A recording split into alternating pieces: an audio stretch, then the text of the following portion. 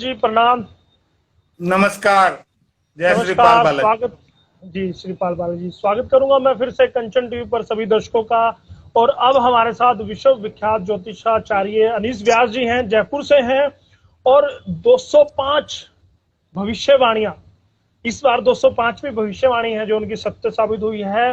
पहले भी हमने कंचन टीवी पर उनको दिखाया था और आप सबको बताया था कि किसान आंदोलन को लेकर भी भविष्यवाणी की थी। तो स्वागत करता हूं मैं व्यास जी का। जी धन्यवाद यशपाल जी।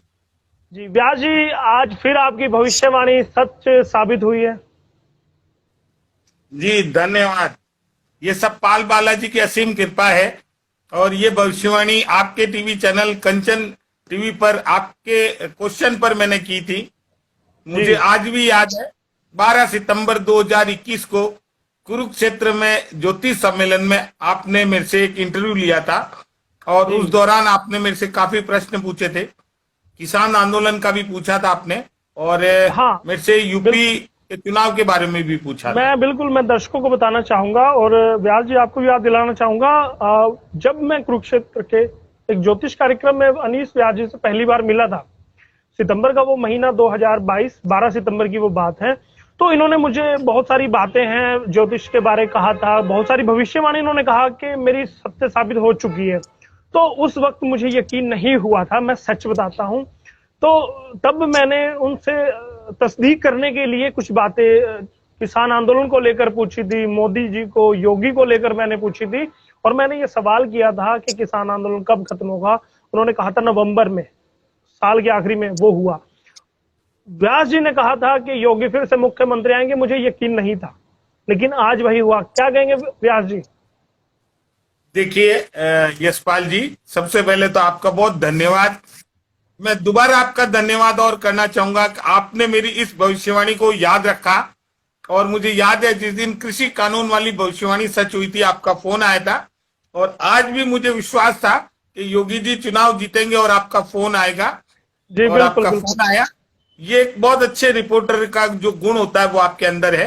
पाल बालाजी की असीम कृपा आप पर हमेशा बनी रहे। और देखिए, मैंने योगी आदित्यनाथ जी की कुंडली का विश्लेषण किया था। जी और 12 सितंबर को जब मैं कुरुक्षेत्र में आया था, जी उसके 5 दिन पहले विभिन्न समाचार पत्रों में मेरा एक ज्योतिष आंकलन आया था। जी उसमें मैंने ये लिखा था कि आने वाले 7-8 वर्षों के लिए नरेंद्र मोदी जी हमारे प्रधानमंत्री होंगे, लेकिन उनका स्वास्थ्य अगर उनको इजाजत देगा तो वो कंटिन्यू करेंगे। जी साथ में मैंने ये भी लिखा था कि योगी आदित्यनाथ जी दोबारा यूपी की सत्ता पर काबिज होंगे, वह जी दोबारा चुनाव जीतेंगे और रिकॉर्ड मतों से जीतेंगे। और यूपी में पहली बार ऐसा होगा कि जब सत्तारूढ़ दल वापस सत्ता में आएगा। तो जी कई लोगों बिल्कुल, ने इस इतिहास पर में पहली आश्चर्य बार किया हुआ था। है।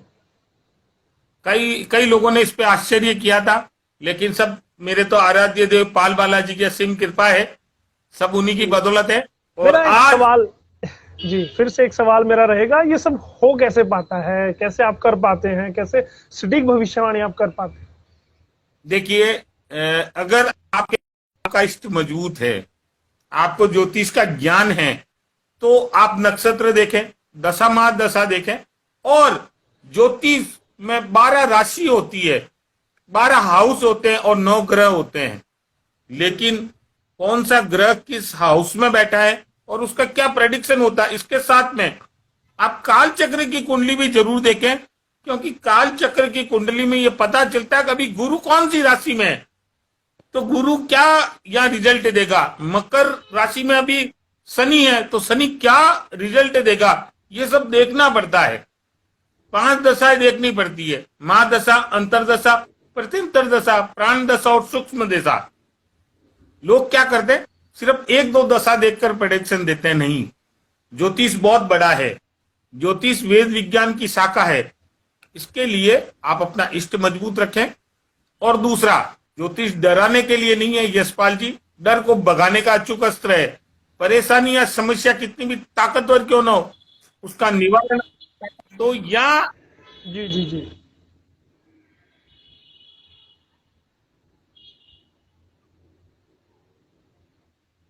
करते हैं तो ज्योतिष में अपना इष्ट मजबूत रखें और लोगों को निस्वार्थ भाव से उनका भला करें, आपको ज्योतिष अपना आप देगा। जी जी। अनीश जी, मैं जानना चाहूंगा निकट भविष्य में भी कोई भविष्यवाणी है जो आप करना चाहेंगे हमारे दर्शकों के लिए? देखिए, आज मैं जब काल चक्र की कुंडली देख रहा था तो शनि अब कुंभ राशि में आ रहे हैं जी। और 30 साल पहले जब शनि कुंभ राशि में आए थे तब आपको पता है सबके हाथ में वाईफाई सेल फोन आया था और उस समय मिस यूनिवर्स और मिस वर्ल्ड भारत की 2 महिला चुनी गई थी। इस बार शनि फिर 30 साल बाद कुंभ राशि में आ रहे हैं और शनि जब जब कुंभ राशि में आते हैं तो कोई नई तकनीक हाथ में देते हैं, कोई नया सॉफ्टवेयर आता है।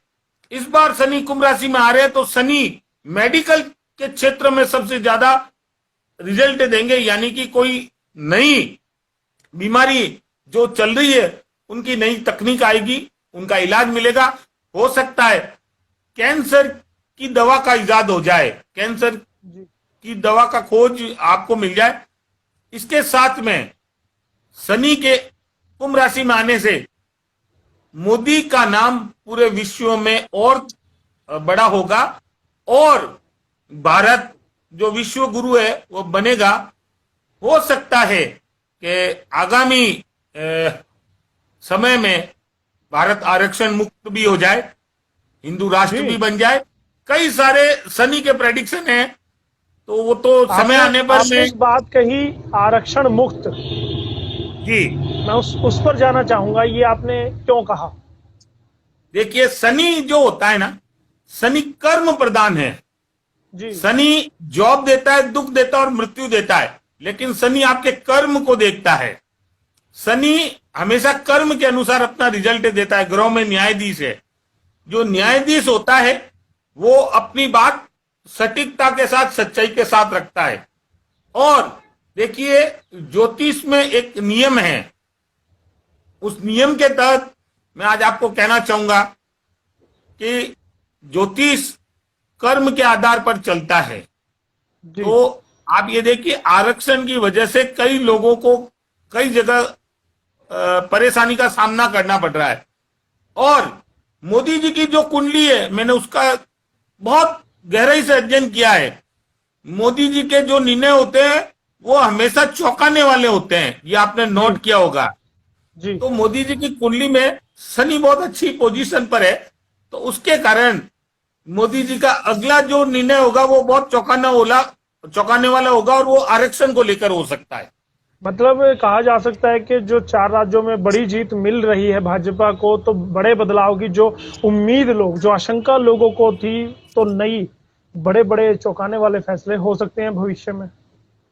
जी देखिए, ये 4 राज्यों की जो जीत है, इसमें सबसे ज्यादा अगर किसी का भला होगा तो भारत का होगा, भारत के नागरिकों का होगा। और आज आपकी, मेरी और सबकी इच्छा है कि आरक्षण की जो सीमा है उसको समाप्त किया जाए, आरक्षण को समाप्त किया जाए, समान अधिकार सबके साथ लागू किया जाए। और हो सकता है कि शनि के कुंभ राशि में आने से ये फैसला लागू हो सकता है। जी चलिए, मैं बहुत बहुत धन्यवाद करूंगा व्यास जी, आपने अपने कीमती समय में से हमें समय दिया और जो भविष्यवाणियां हैं वो हमारे साथ साझा की। और हम भी अपने आप को धन्य समझते हैं कि जब आप जैसे महापुरुष से हम बात करते हैं और हमारे चैनल को जब आप चुनते हैं, तो बहुत हम अपने आप को सौभाग्यशाली समझते हैं और धन्यवादी भी हूं मैं आपका। धन्यवाद यशपाल जी, और कंचन टीवी के सभी दर्शकों को मेरा सादर नमन। तो ये थे अनीस व्यास जी, जयपुर से हैं और अक्सर भविष्यवाणी करते रहते हैं और कंचन टीवी भी उनको दिखाता रहता है, क्योंकि हम धर्म से जुड़ी, संस्कृति से जुड़ी हर उस पहलू को आपके सामने लाते हैं जो आपके जीवन पर प्रभाव डाल सकते हैं, जो राष्ट्र के निर्माण में भागीदारी रखते हैं। तो ऐसा ही एक पहलू है ज्योतिष, वो हम आपके सामने रखते हैं। भविष्यवाणी की गई थी पहले, हम यकीन नहीं रखते थे, लेकिन जैसे जैसे बातें सबके सामने आती जा रही हैं तो हमें भी यकीन बढ़ता जा रहा है। तो हम चाहते थे कि आज के दिन जब नतीजे घोषित हो रहे हैं, तकरीबन सरकारें बन रही है, योगी फिर से आए हैं, तो उत्तर प्रदेश में 4 राज्यों में भाजपा जीत रही है, 1 राज्य पंजाब में आम आदमी पार्टी सरकार बना रही है, तो हम अनीस व्यास जी को ना भूले, ज्योतिष को ना भूले, तो हमने ये इंटरव्यू किया। बहुत बिजी शेड्यूल था। बहुत बहुत धन्यवाद सभी का वीडियो देखने के लिए, और सभी से निवेदन है कि हमारे चैनल कंचन टीवी को दोस्तों फॉलो जरूर करें और हमारे वीडियोस को शेयर जरूर करें, लाइक कमेंट करके हमें बताते रहें।